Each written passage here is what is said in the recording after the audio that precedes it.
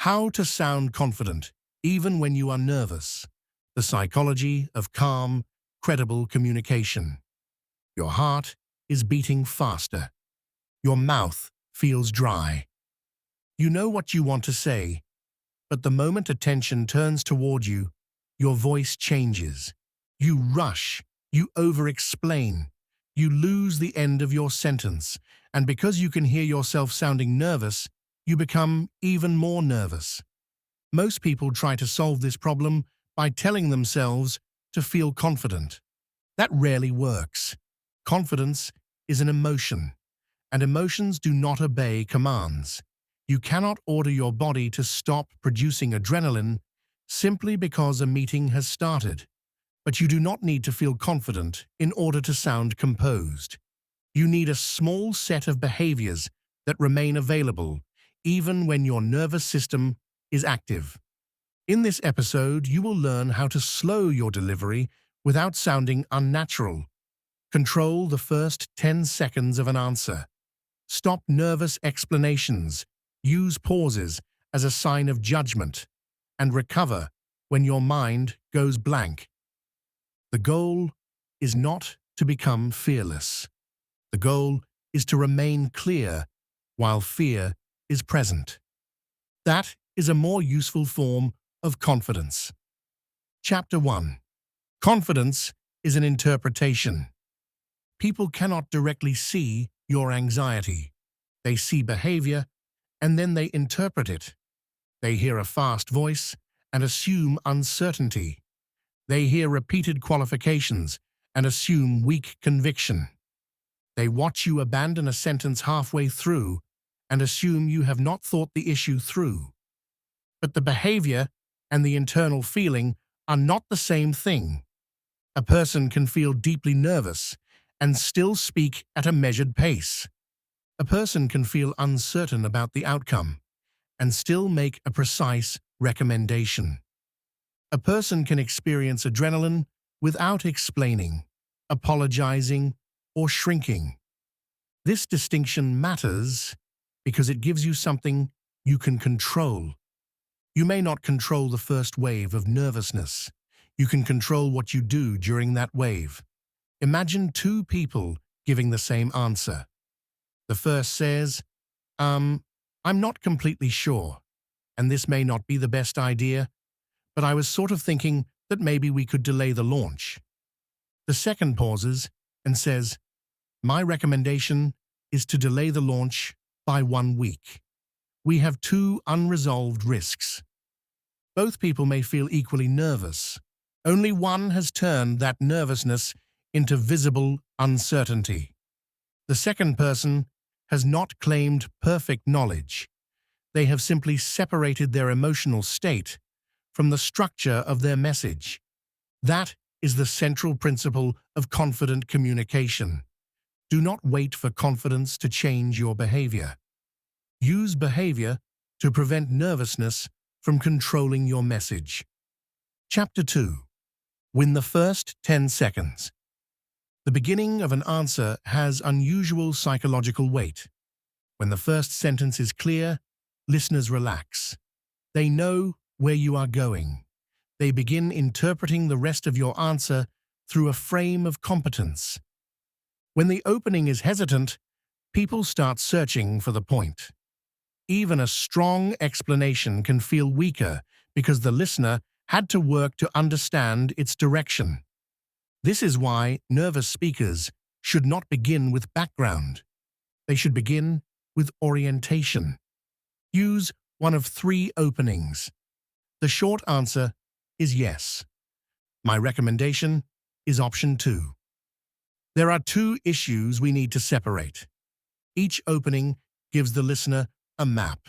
It also gives your brain a path to follow. Suppose someone asks, "Can we finish this by Friday?" A nervous answer might begin by replaying the entire history of the project. Well, we started a little later than expected, and then there was the issue with the vendor, and I know the team has been working hard, so I guess it depends. The speaker is not answering. They are searching for an answer in public. Try this instead. Not at the current scope. We can finish by Friday if we remove the reporting feature. The conclusion comes first. The condition comes second.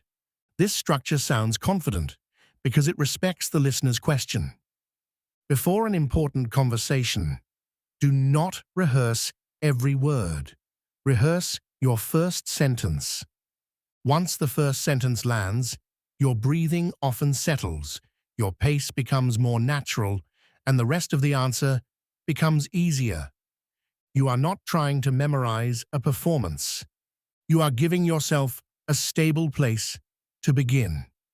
Chapter 3. Slow the space, not every word. People are often told to speak more slowly. The advice is correct, but incomplete. If you deliberately stretch every word, you can sound artificial or exhausted. The more useful technique is to slow the spaces between ideas. Finish one sentence. Pause. Begin the next. The pause may last only 1 second, but it prevents your thoughts from colliding with each other. Nervousness creates the sensation that silence is dangerous. It tells you that if you stop speaking, people will notice your anxiety, interrupt you, or decide that you do not know the answer. Usually, the opposite happens. A clean pause suggests that you are choosing your words. It gives the listener time to absorb your point, and it allows your body to complete a breath. Consider this sentence. The proposal is promising, but the budget assumptions are incomplete, and before we approve it, I want to see a second forecast. Now divide it into decisions. The proposal is promising. The budget assumptions are incomplete. Before we approve it, I want to see a second forecast. The information is almost identical. The second version carries more authority because every sentence has one job. Practice ending a sentence completely. Do not connect every idea with and, so, or but. Let the period do some of the work. A full stop tells the room that a thought has arrived. Chapter 4. Remove the nervous runway. Many people build a runway before making a point. I just wanted to say, I don't know if this makes sense. This is probably obvious. I might be overthinking it. These phrases are attempts to reduce social risk. If the idea is rejected, the speaker can pretend they never fully believed it. But protection has a price. The disclaimer becomes the first instruction the listener receives. Before hearing the idea, they have been told that it may be confused, obvious, or unimportant. Delete the runway and begin with the point. Instead of, I just wanted to ask whether the deadline is flexible, say, is the deadline flexible? Instead of, this may be a stupid question, say, what assumption are we making about demand? Instead of, I'm probably overthinking this, say, I see one risk we have not discussed. Direct language does not mean you are certain about everything. You can describe uncertainty precisely. I'm confident about the cost estimate. I'm less certain about the timeline. That sounds stronger than pretending certainty, because it shows that you can distinguish what you know from what you do not. Confident people do not eliminate uncertainty. They locate it. Chapter 5. Let your voice land. When people are nervous, their voices often rise at the end of a statement. The sentence begins like information and ends like a request for approval. The client approved the new design. The upward movement is appropriate for a genuine question. Repeated in statements, it can make the speaker sound as though they need the listener to confirm their own message. You do not need to force your voice lower.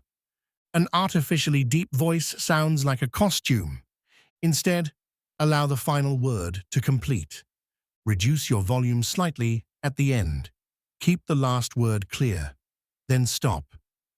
The client approved the new design. Another common habit is disappearing at the end of a sentence. The first half is audible, and the final words become quiet and fast. This usually happens because the speaker is already judging the reaction before the sentence is finished. Stay with your message until the period. Imagine that the final 5 words matter most. I can deliver the draft by Thursday. The current plan creates unnecessary risk. I disagree with that assumption. The beginning attracts attention. The ending determines what people remember. Record yourself answering a simple question for 1 minute. Do not judge your accent or the natural sound of your voice. Listen only for endings. Can you hear the last word? Does the statement sound complete? Does your voice ask permission where no question exists?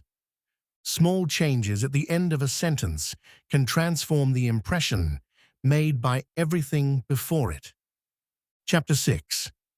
Use specificity to replace intensity.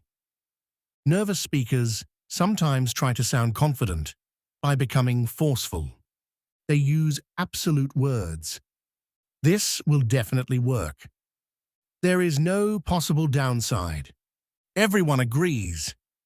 This is not confidence. It is overcompensation. Real credibility comes from specificity. Instead of, "This will definitely work," say, "This approach solves the 2 problems the client identified." Instead of, "Everyone agrees," say, "The operations and finance teams support the change." Instead of, "There is no downside," say, "The main trade-off is a 1-week delay." Specific language sounds confident because it can be examined. It gives people something concrete to evaluate. When you are nervous, ask yourself 3 questions. What exactly do I know?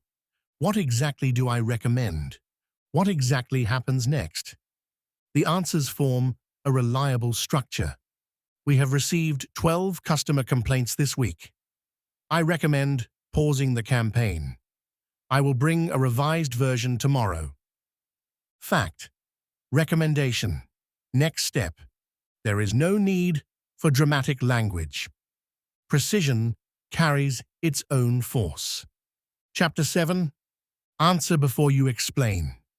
A long answer is not always a strong answer. Under pressure, people often provide more information than the question requires. They hope that if they explain enough, the listener will eventually understand that they are competent. But excessive explanation can create the opposite impression. The central point becomes difficult to find. Use the answer-first structure. Answer, reason, evidence, stop. Someone asks, "Why did the project fall behind?" Answer, "We underestimated the testing phase." Reason, "The new integration created failures we did not see in the earlier environment." Evidence, "Testing required 9 days instead of the planned 3. Then stop. If the listener wants more detail, they can ask. Stopping is part of confident communication. It shows that you trust the answer to stand without surrounding it with every fact you know. This can feel uncomfortable at first. After you finish, your nervous system may produce another sentence, then another. Resist the urge. Let the listener respond. Conversation is not a test in which you receive points for filling every available second. Chapter 8. When your mind goes blank. Even experienced speakers lose their train of thought. The difference is not that confident people never go blank. It is that they know how to recover without turning the moment into a public emergency. Do not apologize repeatedly. Do not begin talking randomly while searching for your point. Use a recovery sentence. Let me organize that clearly. There are 2 parts to my answer. Let me return to the main point. Then pause. These sentences create time without surrendering authority. If you do not know an answer, say so precisely. I don't have that number with me. I'll confirm it by 3.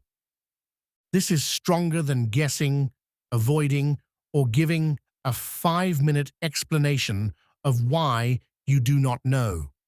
If you make an error, correct it cleanly. I said Tuesday. I meant Thursday. Then continue. The correction does not require a speech. Confidence is not the appearance of perfection. It is the ability to remain functional when perfection disappears. Chapter 9. Control the body without fighting it. Your voice is connected to your breathing. When the body senses social threat, breathing becomes shallow, the throat tightens, and the mouth tries to move faster than the breath can support. Do not take an enormous dramatic breath before speaking. It can create more tension. Instead, exhale. Let the air leave slowly. Then allow the next breath to arrive naturally. An exhale signals completion to the body. It creates room for a quieter inhale and makes the first sentence easier to deliver. Place both feet on the floor. Release your shoulders. Keep your hands visible and still enough that you do not become distracted by them. These actions are not magical confidence poses. They reduce unnecessary physical noise. You are giving the nervous system fewer problems to solve. When possible, speak within the first few minutes of a meeting. Ask a useful question. Confirm a fact. Summarize a decision. Waiting silently for 40 minutes can turn one future sentence into a major event. Speaking early teaches your body that your voice is already part of the room. Do not wait for the perfect contribution. Make a clear one. Chapter 10. Disagree without performing aggression. Many people sound least confident when they disagree. They either soften the disagreement until it disappears, or they become harsher than the situation requires. Both reactions come from fear. The first fears conflict. The second fears looking weak. Use a 3-part disagreement. Acknowledge the reasoning. Name your concern. State your recommendation. I understand why speed is the priority. My concern is that we have not tested the payment flow. I recommend a limited release before the full launch. You have not attacked the person. You have not hidden your position. If someone interrupts, do not race them for volume. Say, "Let me finish this point," or "I'll come to that in a moment." Then complete your sentence. If the interruption continues, become more explicit. I want to hear your response. First, I need 20 seconds to finish the recommendation. Calm boundaries often sound more confident than anger because they suggest control. The purpose of disagreement is not to prove that you are fearless. It is to make the decision better. Chapter 11. Handle pressure questions without speeding up. Some questions carry more pressure than others. Why wasn't this caught earlier? Are you saying the plan has failed? Who is responsible for this? The nervous system hears accusation and prepares to defend. Your pace increases. Your answer becomes longer. You may deny more than the question actually claimed. Do not accept the emotional speed of the question. Pause, identify what is being asked, and answer only that. Why wasn't this caught earlier? Our original test did not include that customer configuration. We have added it to the test plan. The answer explains the cause and the correction. It does not contain excuses, blame, or a performance of guilt. If a question contains a false assumption, separate the assumption from the real issue. Are you saying the plan has failed? No. I'm saying the current deadline is no longer realistic. The objective has not changed. If the question is too broad, narrow it. What went wrong? Do you want the immediate cause or the larger process issue? Clarifying a question is not avoidance when the clarification leads to a better answer. You can also use a bridge when several ideas compete for attention. The most important point is this. What we know right now is this. The decision we need today is this. A bridge redirects attention without pretending the other person did not speak. When several people question you at once, do not answer fragments of every question. Choose an order. I heard 3 questions. I'll take the deadline first, then the cost, then ownership. This creates structure in a chaotic moment. Remember that pressure often makes 10 seconds feel like a minute. Your pause is probably shorter than it feels. Your answer does not need to match the questioner's intensity. It needs to meet the question with clarity. Chapter 12. The 7-Day Composure Practice. Confidence improves through evidence. Your mind needs repeated proof that you can speak clearly while nervous and survive the moment. For the next 7 days, practice one behavior at a time. On day 1, remove disclaimers. Notice every time you begin with, "I just," "This may be stupid," or "I'm probably wrong." Start with the idea instead. On day 2, practice conclusion-first answers. Before giving context, state the answer or recommendation in one sentence. On day 3, pause after every complete thought. Do not slow every word. Create 1 second of space between ideas. On day 4, strengthen your endings. Make the final 5 words audible. Let statements end as statements. On day 5, use fact, recommendation, and next step. Organize one difficult message using those 3 parts. On day 6, speak early. Contribute once near the beginning of a meeting or conversation before anxiety has time to build. On day 7, practice recovery. Deliberately stop during a recorded answer and say, "Let me return to the main point." Then continue. The purpose is not to eliminate every nervous habit in 1 week. It is to replace helplessness with options. When you know what to do, nervousness loses some of its authority. Conclusion. Calm is a skill. You do not need to become a different person to sound confident. You do not need a louder voice, a colder personality, or perfect certainty. You need to begin with the conclusion. Pause between ideas. Remove the nervous runway. Finish your sentences. Replace intensity with specificity. Answer before you explain. Recover without apologizing for being human. And remember that the presence of anxiety does not prove the absence of competence. Sometimes confidence is a feeling. More often, it is a decision about what you will do while the feeling has not arrived yet. The next time attention turns toward you, do not ask, "How do I stop being nervous?" Ask a better question. What is the clearest first sentence I can say? Then say it. Slowly, completely, and let it land. This has been an original Signal&Status audiobook. Follow for more long-form episodes on workplace psychology, powerful communication, quiet confidence, negotiation, social intelligence, and the unwritten rules of professional life.